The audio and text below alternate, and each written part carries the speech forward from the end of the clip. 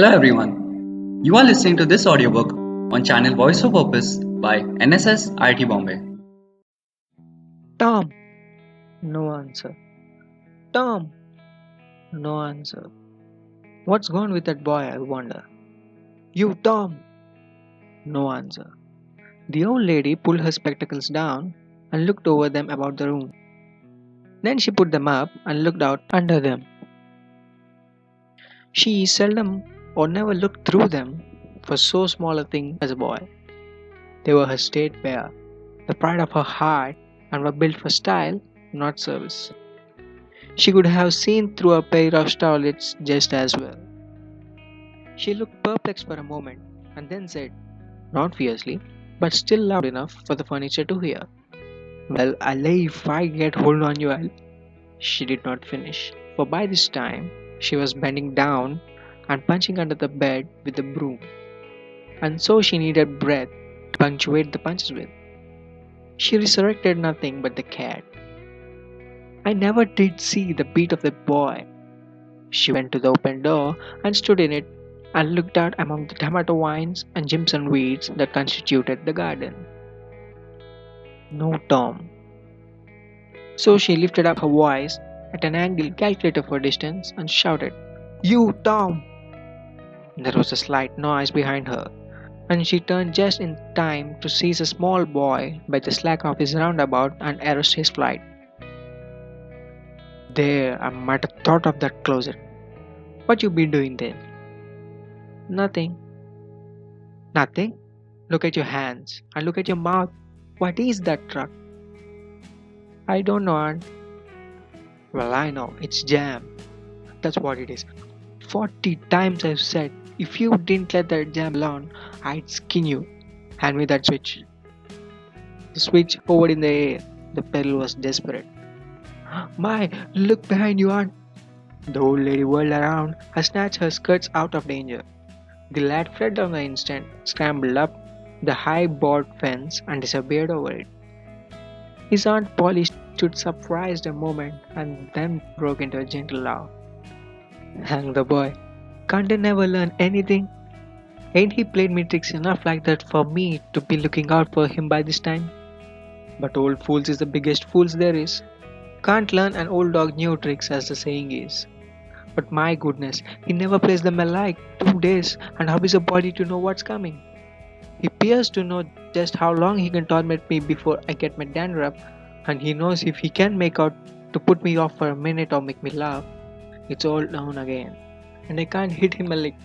I ain't doing my duty by that boy, and that's the Lord's truth. Goodness knows. Spare the rod and spoil the child, as a good book says. I'm laying up sin and suffering for us both, I know. He's full of old scratch, but lost me. He's my own dead sister's boy. Poor thing. And I ain't got the heart to lash him, somehow. Every time I let him off, my conscience does hurt me so. And every time I hit him, my old heart most breaks. Well, man that is born of woman is of few days and full of trouble, as the scripture says, and I reckon it's so. He'll play hooky this evening. I'll be just obliged to make him work tomorrow to punish him. It's mighty hard to make him work Saturdays when all the boys is having holiday, but he hates work more than he hates anything else. I've got to do some of my duty by him, or I'll be the ruination of the child. Tom did play hooky, and he had a very good time. He got back home barely in season to help Jim, the small colored boy, saw next day's wood and split the kindlings before supper. At least he was there in time to tell his adventures to Jim, while Jim did three-fourths of the work. Tom's younger brother, or the half-brother Sid, was already through with his part of work, for he was a quiet boy and had no adventurous, troublesome ways. While Tom was eating his supper and stealing sugar as an opportunity offered, Aunt Polly asked him questions that were full of guile and very deep, for she wanted to trap him into damaging revealments. Like many other simple hearted souls, it was her pet vanity to believe she was endowed with the talent for dark and mysterious diplomacy, and she loved to contemplate her most transparent devices as marvels of low cunning. Said she, Tom, it was middling warm in the school, wasn't it? Yes. Powerful warm, wasn't it? Yes. Didn't you want to go in a swimming, Tom? A bit of square shot Tom. A touch of uncomfortable suspicion. He searched on Polly's face, but it told him nothing. So he said, No, well, not very much. The old lady reached out her hand and felt Tom's shirt and said, But you ain't too warm now, though. And it flattered her to reflect that she had discovered that the shirt was dry without anybody knowing that that was what she had in her mind. But in spite of her, Tom knew where the wind lay now, so he forestalled what might be the next move. Some of us pumped on our heads. Mine's damp yet. See? Aunt Polly was vexed to think that she had overlooked that bit of circumstantial evidence and missed her trick. Then she had a new inspiration. Tom, you didn't have to undo your shirt collar where I sewed it to pump on your head, did you? Unbutton your jacket. The trouble vanished out of Tom's face. He opened his jacket. His shirt collar was securely sewed. Bother. Well, go along with you. I'd make sure you'd played hooky and been a swimming, but I forgive you. Tom, I reckon you're kind of a sing cat, as the saying is. Better than you look this time. She was half sorry her sagacity had miscarried and half glad that Tom had stumbled into obedient conduct for once. But Sydney said, Well now, I didn't think you sewed his collar with white thread, but it's black. Why, I did sew it with white, Tom. But Tom did not wait for the rest. As he went out of the door, he said, Sydney, I'll lick you for that. In a safe place, Tom examined two large needles, which were thrust into the lapels of his jacket and had thread bound about them. One needle carried white thread and the other black, he said. She'd never noticed if it hadn't been for Sid. Confounded. Sometimes she sews with white and sometimes she sews with black. I wish to Gimini she'd stick to one or the other. I can't keep the run of him. But I bet you I'll lamb Sid for that. I'll learn him.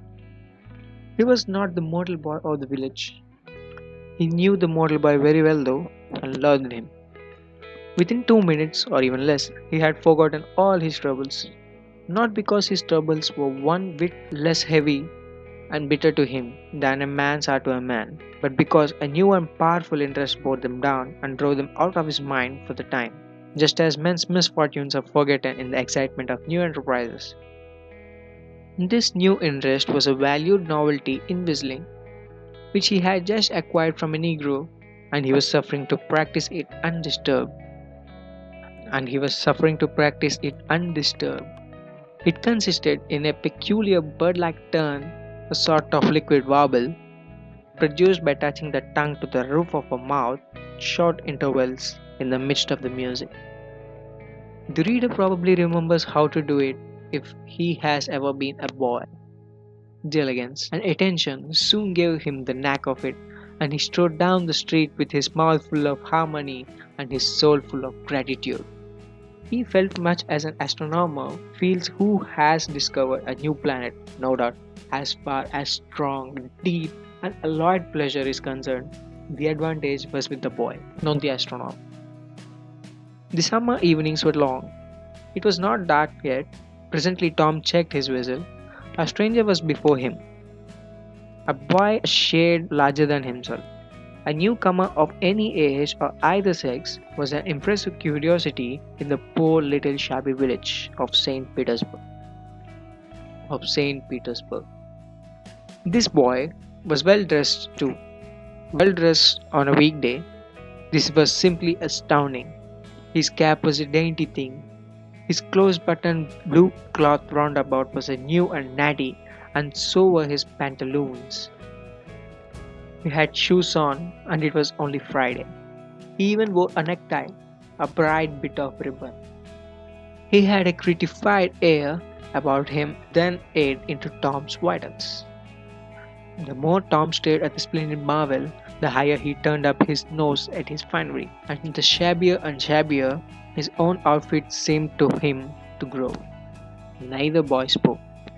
If one moved, the other moved, but only sidewise, in a circle. They kept face to face and eye to eye all the time. Finally, Tom said, I can lick you.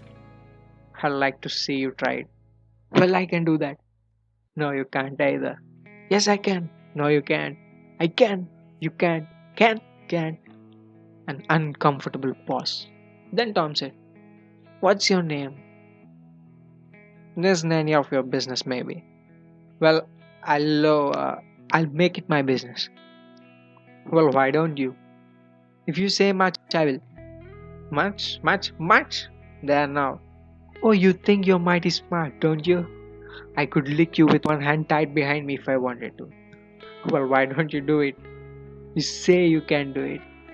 Well, I will, if you fool with me. Oh, yes, I've seen whole families in the same fix. Smarty, you think you're some now, don't you? What a hat. You can't climb that hat if you don't like it. I dare you to knock it off, and anybody that'll take it there will suck eggs. You're a liar. You're another. You're a fighting lad that's take it up. Ha, take a walk. Say, if you give me much more of your ass, I'll take and bounce a rock off on your head. Ha, of course you will. Well, I will. Well, why don't you do it then? Why do you keep saying you will for? Why don't you do it? It's because you're afraid. I ain't afraid. You are.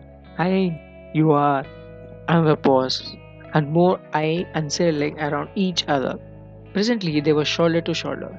Tom said, Get away from here. Go away yourself. I won't. I won't either. So they stood, each with a foot placed at an angle as a brace, and both showing with might and main, and glowering with each other with hate. But neither could get an advantage. After struggling till both were hot and flushed, each relaxed his strain with watchful caution, and Tom said, You're a coward and a pup. I'll tell my big brother on you, and he can thrash you with his little finger, and I'll make him do it too. What do I care for your big brother? I've got a brother bigger than he is, and what's more, he can throw him over that fence too. That's a lie. You're saying so, don't make it so. Tom drew a line in the dust with his big toe and said, I dare you to step over that and I'll lick you till you can't stand up. Anybody that'll take a day will steal sheep. The new boy stepped over promptly and said, Now you said you'd do it. Now let's see you do it. Don't you crowd me now. You better look out. Well, you said you'd do it. Why don't you do it? Buy Zingo for 2 cents, I will do it. The new boy took 2 broad coppers out of his pocket and held them out with derision. Tom struck them to the ground. In an instant, both boys were rolling and tumbling in the dirt, gripped together like cats.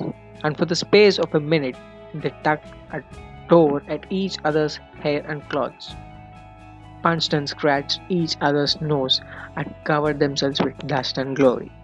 Presently, the confusion took form, and through the fog of battle, Tom appeared, seated astride the new boy and pounding him with his fists. Hold enough, said he. The boy only struggled to free himself. He was crying mainly from rage. Hold enough, and the pounding went on. At last, the stranger got out of smooth enough, and Tom led him up and said, Now that'll learn you. Better look out who you're fooling with next time. The new boy went off brushing the dust from his clothes, sobbing, snuffling, and occasionally looking back and shaking his head, and threatening what he would do to Tom the next time he caught him out. To which Tom responded with jeers and started off in high feather, and as soon as his back was turned, the new boy snatched up a stone, threw it, and hit him between the shoulders, and then turned tail and ran like an antelope. Tom chased the traitor home, and thus found out where he lived. He then held a position at the gate for some time, daring the enemy to come outside. But the enemy only made faces at him through the window and declined. At last, the enemy's mother appeared, and called Tom a bad, vicious, vulgar child, and ordered him away. So he went away, but he said that he loved to lay for that boy.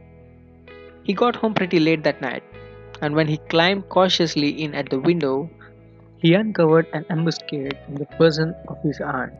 And when she saw the state his clothes were in, her resolution to turn his Saturday holiday into captivity at hard labor became adamantine in his firmness. So hope you guys had fun. Please like, share and subscribe to this channel for more interesting audiobooks.